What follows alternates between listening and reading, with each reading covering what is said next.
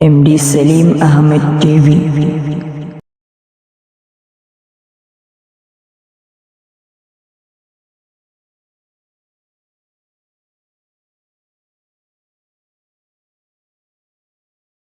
تنقص الأرض منهم وعندنا كتاب حفيظ بل كذبوا بالحق لما جاءهم فهم في أمر مريج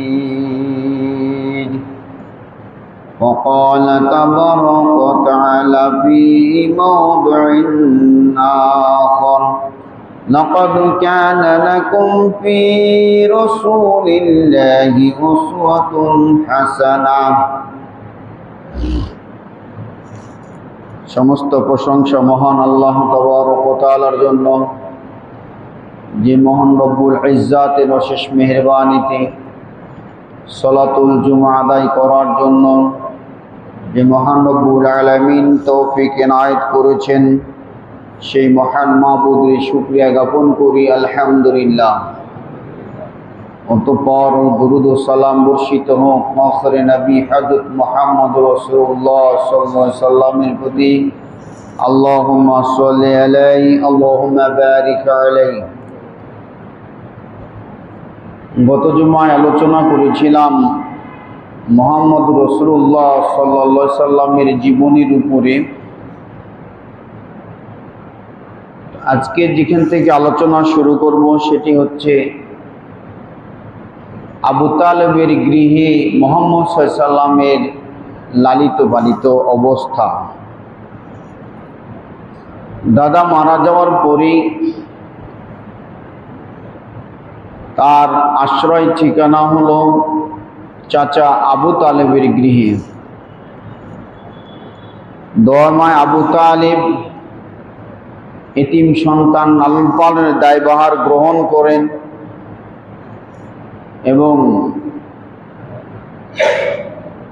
বাবা যেরকম ভাবে তাকে স্নেহ আদর যত্ন করেছে, ঠিক চাচাও তা কম করে নাই এবং সেই তার সম্মান এবং মান মর্যাদার শান শওকত সেও দায়িত্ব পাওয়ার পরও উপলব্ধি করতে পারেন। নাহাদ আবু তালিব বিহাক্কিন ইবনে আখিহি আলা আকমালিল ওয়াজহ। আবু তালিব তার ভাতিজাকে লালিত পালিত করার, লালন পালন করার পূর্ণাঙ্গ দায়ভার গ্রহণ করেনি এবং সেই তাকে তার সন্তানের সাথেই একেবারে পরিবারের সন্তানের মতো তাকেও সেইভাবেই দেখাশোনা করা শুরু করে। এরপরে তার অন্যান্য সন্তানের তুলনায় মুহাম্মদ সাল্লাল্লাহু আলাইহি সাল্লামের আচার-আচরণের দিক থেকে আবু তালেবের কাছে ভিন্ন মনে হয় এবং সেই তার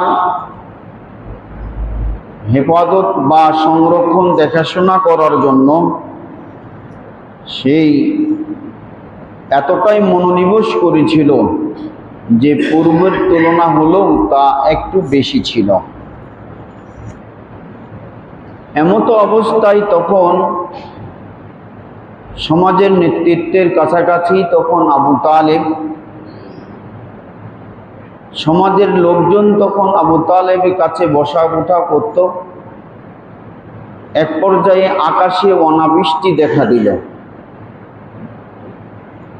এই অনাবৃষ্টি যখন দেখা দিল, লোকজন আবু তালেবের কাছে অভিযোগ করল যে মক্কাতে আপনার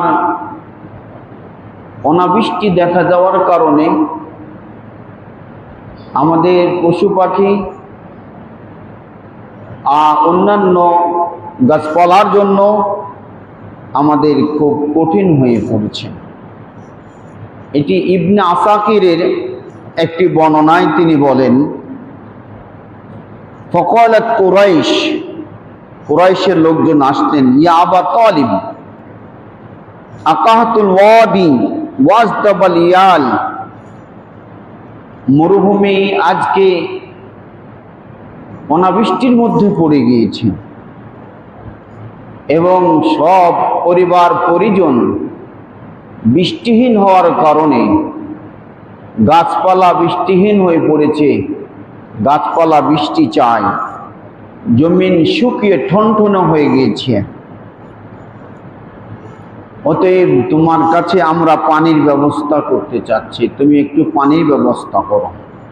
ফখরাজ আবু তালিব ওয়া মাহু গুলামুন কান্নাহু শামসু দাজাদুন তাজাল্লাত আনহু শাহাবাতুন কাসমা। আবু তালেব বের হলেন, তার সঙ্গে শিশু ভাতিজাকেও নিলেন এবং তার শিশুর ভাতিজার চেহারা মুবারক যেন এত হাস্য উজ্জ্বল, মনে হচ্ছে সূর্য, ফুটন্ত সূর্য।